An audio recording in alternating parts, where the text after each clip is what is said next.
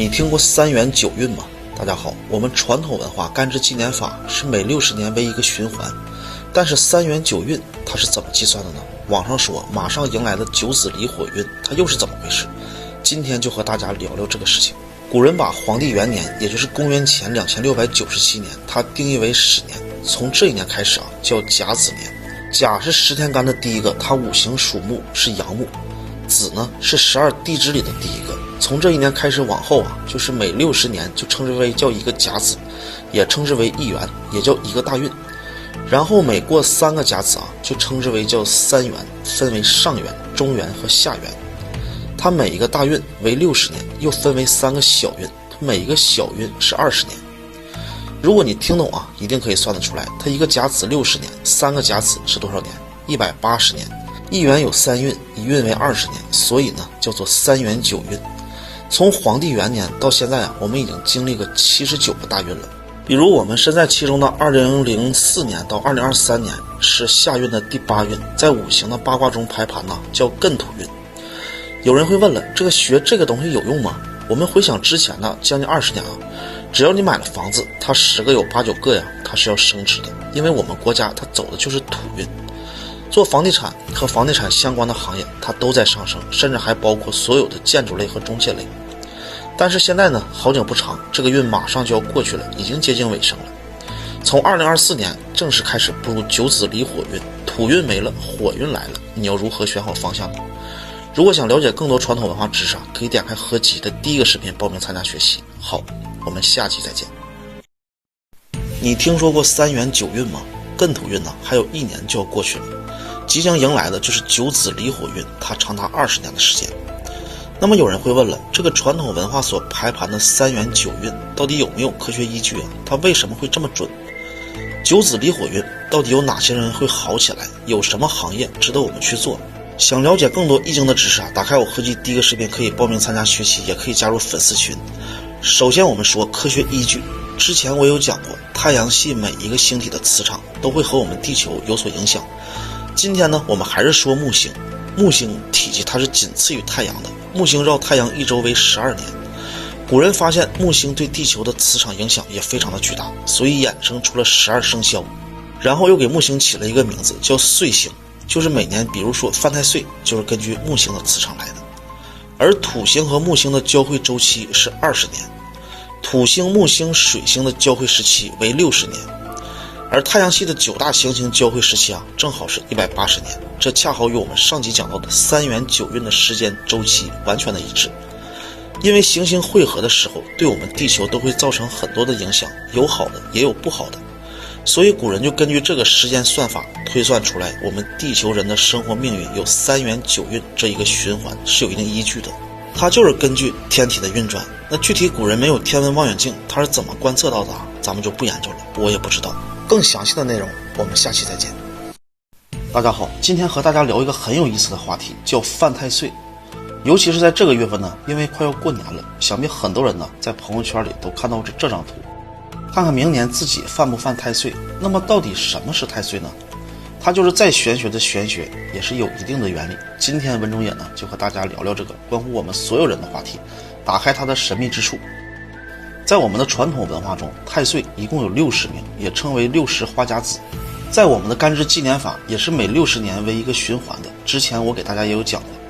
根据我们10天干和12地支来的，比如明年呢癸卯年，这个癸呢就是一个天干，这个卯就是一个地支，这就是一个组合。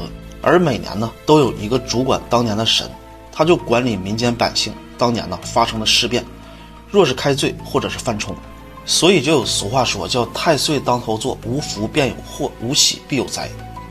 那么这里大家可以怎么理解呢？就是每一年他都有一个当官的来管理百姓的祸福事变，然后呢每个当官的有他自己看得顺眼的属相，也有他自己看得不顺眼的属相，所以60个当官的不同，他的喜好也都不一样。比如我们马上迎来的明年2023癸卯年，就有属兔、鸡、龙、属马这些不太受这个当官的喜欢。好，我们继续往下看。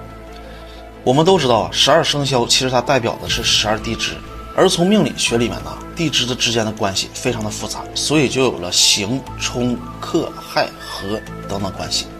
然后又演化出了刑太岁啊、害太岁啊、克太岁啊、冲太岁、值太岁，就都出来了。这个数据真的是非常惊人，我们数一数，每年居然有5个生肖惹到了太岁，相当于全国有5/12，将近一半的人。然后就会出现所谓的江湖大师说的流年不利啊。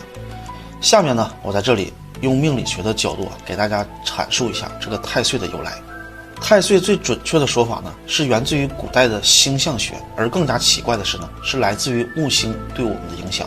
听过我视频的也都知道，八字命理学它属于阴阳五行作为判断的基础学问。比如看一个人的八字，可以看出他一生的吉凶祸福，依据的就是人出生的时候禀天地之气。